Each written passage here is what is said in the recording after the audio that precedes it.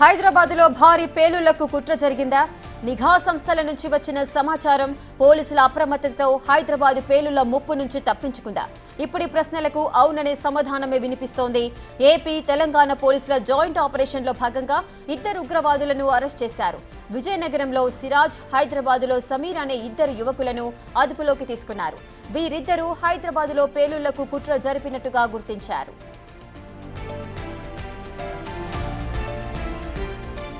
ఈ కుట్రలో తొలిసారి సౌదీ అరేబియా పేరు వచ్చింది.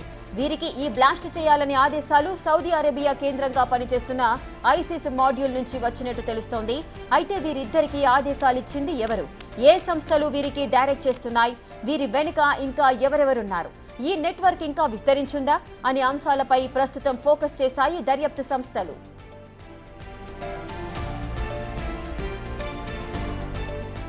ఇప్పటికే నేషనల్ ఇన్వెస్టిగేషన్ ఏజెన్సీ సీన్లోకి ఎంటర్ అయింది. విజయనగరంలో సోదాలు నిర్వహించింది. ప్రధాన అనుమానితుడిగా ఉన్న సిరాజ్ తండ్రి పోలీస్ కావడం విశేషం. అంతేకాదు అతని బంధువులు ఆర్మీలో కూడా ఉన్నారని తెలుస్తోంది. ఈ విషయాలన్నింటిపై ఇప్పుడు ఫోకస్ చేసింది ఎన్ఐఏ.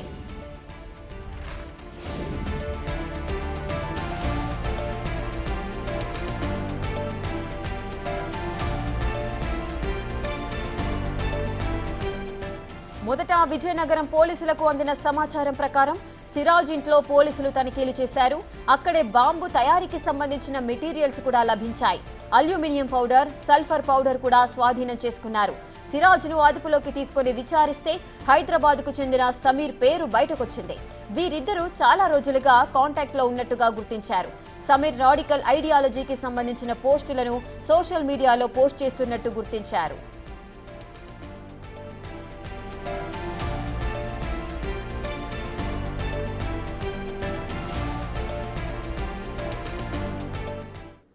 పూర్తి డీటెయిల్స్ మా input editor Pavan Kumar live లో అందిస్తారు.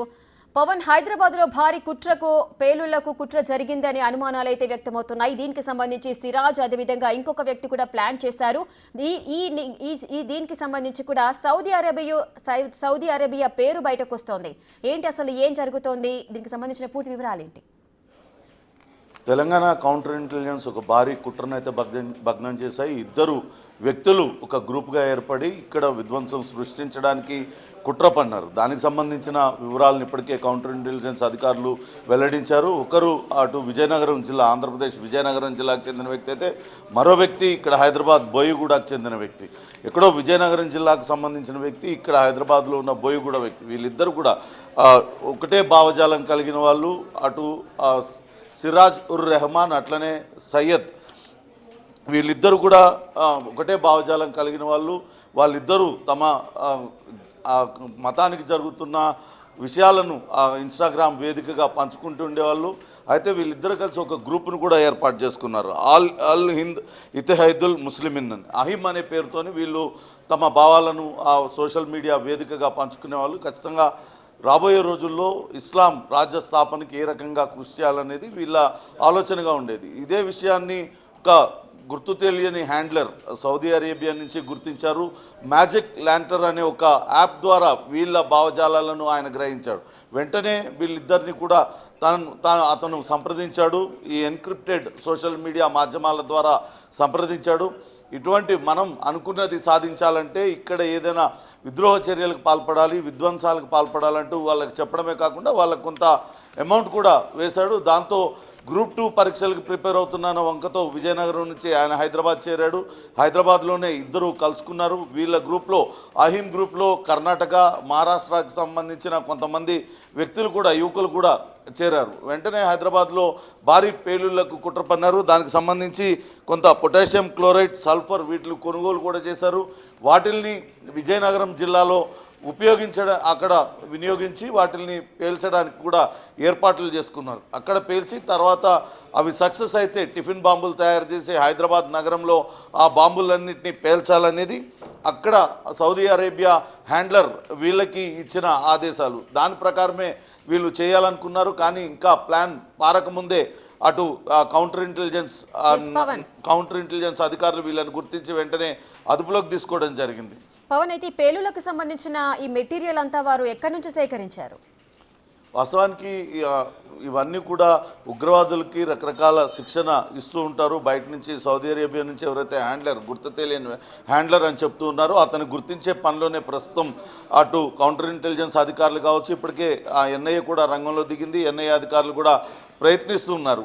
అతను అటు సోషల్ మీడియా వేదికగానే వీళ్లకు ఎలా బాంబులు తయారు చేయాలి, మనకు దగ్గరలో దొరికే కెమికల్స్తో ఏ రకంగా బాంబులు తయారు చేయాలనేది అతను చెప్పాడు. దాంతో వీళ్ళిద్దరు కూడా ఆ బాంబుల తయారీని నేర్చుకున్నారు. మనకి ఇక్కడ ఈజీగా దొరికే పొటాషియం క్లోరైడ్, సల్ఫర్ కలిపి ఏ రకంగా బాంబు తయారు చేయలేదు అతను సూచించాడు. దాని ప్రకారమే వీళ్ళిద్దరు కూడా బాంబులు తయారు చేశారు. వాటిని పేల్చడానికి కూడా అటు విజయనగరంలో వాటిని పేల్చి అవి నిజంగానే పనిచేస్తున్నాయా లేదా అనేది కూడా వాళ్ళు టెస్ట్ చేయాలనుకున్నారు. అయితే వీళ్ళిద్దరికీ కూడా ఈ బాంబులు తయారు చేసే పనిని ఆ సౌదీ అరేబియా హ్యాండ్లర్ అప్పచెప్పాడు. అట్లనే మిగతా 4 వ్యక్తులకి హైదరాబాద్లో ఈ బాంబులు ఎక్కడ పెడితే ఎక్కువ నష్టం జరుగుతుంది, ప్రాణ నష్టం కావచ్చు, ఆస్తి నష్టం కావచ్చు, ఇటువంటి ప్లేసెస్ ఎక్కడున్నాయో వాటిని గుర్తించాలంటూ మిగతా 4కి కూడా ఈ హ్యాండ్లర్ పని అప్పచెప్పినట్లుగా ఎన్ఐఏ అధికారులు కావచ్చు, కౌంటర్ ఇంటెలిజెన్స్ అధికారులు భావిస్తూ ఉన్నారు. అయితే ఈలోపే అటు వీళ్ళ ఏదైతే సోషల్ మీడియాలో పోస్టులు కావచ్చు వీటిలన్నిటి ద్వారా ఒకరికొకరు సమాచారం మార్పిడి చేసుకుంటూ ఉన్నారు. ఇదంతా కూడా కౌంటర్ ఇంటెలిజెన్స్కి టిప్ అందింది. వెంటనే వీళ్ళ సోషల్ మీడియా సైట్స్ మీద పూర్తి నిఘా పెట్టిన అధికారులు ముందుగానే కుట్రను భగ్నం చేయగలిగారు. అటు విజయనగరం పోలీసులకి వెంటనే సమాచారం ఇవ్వడంతో విజయనగరం పోలీసులు అక్కడే సిరాజుర్ రెహమాన్ను అదుపులోకి తీసుకున్నారు. ఆయన ఇంజనీరింగ్ పూర్తి చేసి గ్రూప్ 2 పరీక్షలకు ప్రిపేర్ అవుతున్నాడు. అతని ఇంట్లో 2 పోలీసులు ఉన్నారు. తండ్రి ఏఎస్ఐగా పనిచేస్తూ ఉంటే అన్న హెడ్ కానిస్టేబుల్గా పనిచేస్తున్నాడు. ఇతన్ని కూడా పోలీస్ డిపార్ట్మెంట్లోకి తీసుకురావాలనేది వాళ్ళ కుటుంబం కలగా ఉంది. కానీ అతను ఉగ్రవాదం బాట పట్టి హైదరాబాద్ వచ్చి ఇక్కడ విధ్వంస కార్యక్రమాలకు పాల్గొనడానికి ప్రయత్నిస్తున్నాడు. మరొకరు సయ్యద్ సబీర్, ఆయన ఇక్కడ లిఫ్ట్ ఆపరేటర్గా పనిచేస్తూ ఉన్నాడు. అతను కూడా ఉగ్రవాద కార్యకలాపాల వైపు ఆకర్షితులై వీళ్ళిద్దరూ కూడా కలిసి ఒక గ్రూప్ ఏర్పాటు చేయడం, అందులో సిరాజుర్ రెహమాన్ నంబర్ 1, అలానే సయ్యద్ సమీర్ నంబర్ 2గా చలామణి అవుతూ ఖచ్చితంగా త్వరలోనే ఇక్కడ ఒక పెద్ద బాంబు పేలుడు, ఒక సంచలనం సృష్టించాలని వాళ్ళిద్దరు కూడా పన్నాగాలు పొందారు. అటు ఇప్పటికే ఎన్ఐఏ రంగంలోకి దిగింది. ప్రస్తుతం విజయనగరంలో వీళ్ళిద్దరిని రిమాండ్కి తరలించారు. అక్కడ వీళ్ళ కుటుంబ సభ్యులను కావచ్చు, చుట్టుపక్కల ప్రాంతాల వాళ్ళందరినీ కూడా విచారిస్తూ ఉంది. వీళ్ళ వ్యవహార శైలిపైన, లేకుంటే అక్కడ ఇంట్లో అరెస్ట్ చేసిన సమయంలో కూడా పెద్ద ఎత్తున పేలుడు పదార్థాలకు సంబంధించిన పదార్థాలన్నీ కూడా దొరికాయి. వీటినన్నింటినీ అమెజాన్ నుంచి కొనుగోలు చేసినట్లుగా కూడా ఇప్పుడే అధికారులు గుర్తించారు. వాటితో ఏ రకంగా బాంబులు తయారు చేయడానికి వీళ్ళు ప్రయత్నించింది తదితర వివరాలన్నింటినీ కూడా తెలుసుకుంటూ ఉన్నారు. వీళ్ళతో పాటు ఉన్న మిగతా కర్ణాటక, మహారాష్ట్రకు సంబంధించిన వ్యక్తులు ఎవరు, వీళ్ళని వెనుకుండి నడిపిస్తున్న హ్యాండ్లర్, ఆ సౌదీ అరేబియా హ్యాండ్లర్ ఎవరు అనే దానిపైన కూడా ఇప్పటికే ఎన్ఐఏ అధికారులు దృష్టి పెట్టారు. అతను ఎవరు అనేది తెలిస్తే అతను నిజంగానే సౌదీ అరేబియాలో ఉన్న ఏ దేశానికి చెందిన వ్యక్తి, పాకిస్తాన్ దేశానికి చెందిన వ్యక్తా, లేకుంటే మరొక దేశానికి చెందిన వ్యక్తా, లేకుంటే అక్కడ ఉగ్రవాద మూలాలుండి చాలామంది సౌదీలో షెల్టర్ పొందుతూ ఉన్నారు, వాళ్ళేమన్నా వీళ్ళతో టచ్లోకి వచ్చారా, వీటిలన్నిటిపైన కూడా పోలీసులు అటు ఎన్ఐఏ అధికారులు ఆరాధిస్తున్నారు. ఇక మ్యాజిక్ ల్యాంటర్ అనే ఒక యాప్ ద్వారా వీళ్ళిద్దరి వ్యవహార శైలిని కూడా ఆ హ్యాండ్లర్ గుర్తించినట్లుగా చెప్తున్నారు. అసలు ఈ మ్యాజిక్ ల్యాంటర్ అనేది ఏంటి, దాంతో ఎట్లా వీళ్ళిద్దరిని ఐడెంటిఫై చేశారు, అంటే ఒకే భావజాలం ఉన్న వ్యక్తులను ఏ రకంగా అందులో ఐడెంటిఫై చేస్తారు, వీటి వివరాలన్నింటినీ కూడా అధికారులు సేకరిస్తున్న పరిస్థితి అయితే ఉంది. మొత్తం మీద అటు పెహల్గాం ఘటన తర్వాత అటు పాకిస్తాన్, భారత్ మధ్య తీవ్ర ఉద్రిక్తతలు నెలకొనున్నాయి. పాకిస్తాన్కి ధీటైన బుద్ధిని అటు భారత్ చెప్పగలిగింది. ఈ సమయంలో భారత్లో కనుక మరోసారి అలజడి సృష్టించినట్లయితే కొంతవరకు భారత్కు ఇబ్బందికర పరిస్థితులు తలెత్తుతాయన్న ఉద్దేశంతోనే అటు సౌదీ అరేబియా హ్యాండ్లర్ వీళ్ళని సమాయత్తం చేస్తున్నట్లుగా అధికారులు అయితే అనుమానాలు వ్యక్తం చేస్తున్నారు. జూన్ నెలలో వీళ్ళు ఈ పేలుడికి ప్లాన్ చేసినట్లుగా కూడా అధికారులు ఆధారాలు సేకరించారు. Rekha. Right, thank you Pavan, thanks for the live details.